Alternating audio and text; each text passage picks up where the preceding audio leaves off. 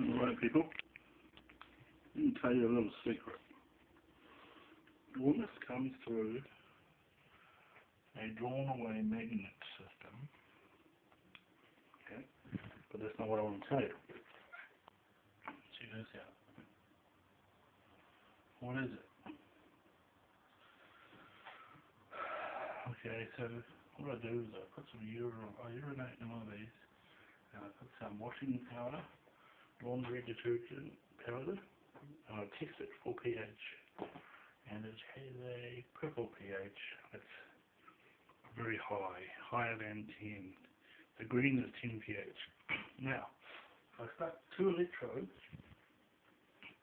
into the urine solution, which that isn't, into here, then it would become green. So green on a pH is 8, 9, 10. Okay? So Ormus comes out at 10. So this is still yellow, probably got some of that in it. And it clumps together. I gave it a stir, and that's why it's a bit up there. So it's still to settle, but it did settle and it was very white. So it's clumping. A type of hydroxide is in our washing powder. So stands to reason that a too high pH is supposed to bring up bad things into Ormus. But this is simply calcium and all the things that are thrown out in the urine. So the uric acid stuff is supposed to be in there. That's why it's still yellow and not rushed off into blue or green or purple. Okay, so it hasn't gone into those. When it goes blue, you know you've gone far beyond 14. So this washing powder stuff that they sell in New Zealand is 14 pH straight away. I'll tell you that. It saved me a bit of time doing it because I've actually checked it.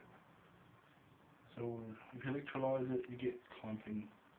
If you throw in some washing powder, you'll see that down the bottom, and in it, there's all this clumping stuff. Now that wasn't in there before, and it's not usually in there. It was just clear. So it goes to show that something remains. So I want to clump it all up and see how much you can get. I'm still thinking about germs, and am I making a gans version? Well, there's no copper coils in it or anything. So, you know, it's just doing what everyone's doing with the wet method. They're adding in hydroxide and it's becoming clumped. But it's supposed to become a different colour. So why is a purple pH washing powder in urine? So urine's nearly green anyway. Why isn't it going green? I thought to myself, maybe I need to put more of the hydroxyl stuff in and see if that would push it. So, just for a test, it's still yellow. Why isn't it rushing into green? Usually it becomes like a self-indicator. It indicates itself. It shows what pH it's at.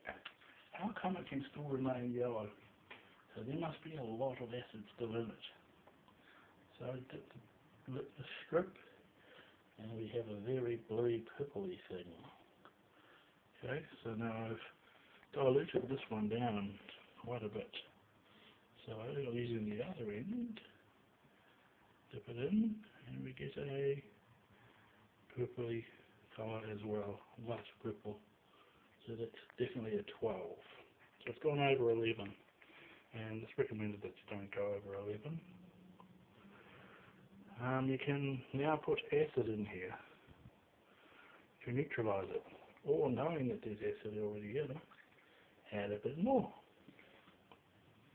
And you all go nuts and spin around and do all sorts of stuff. Okay, alright. That's all I wanted to show you.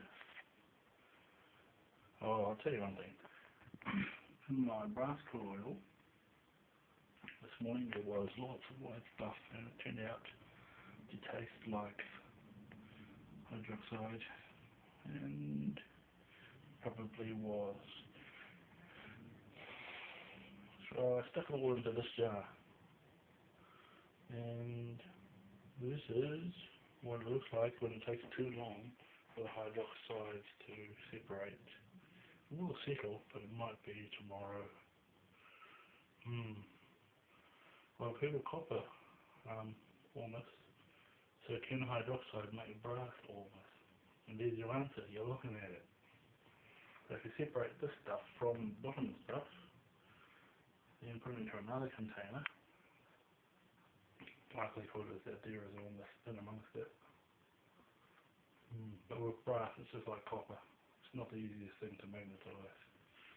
Alright, that's the storyline for today. Have a nice day.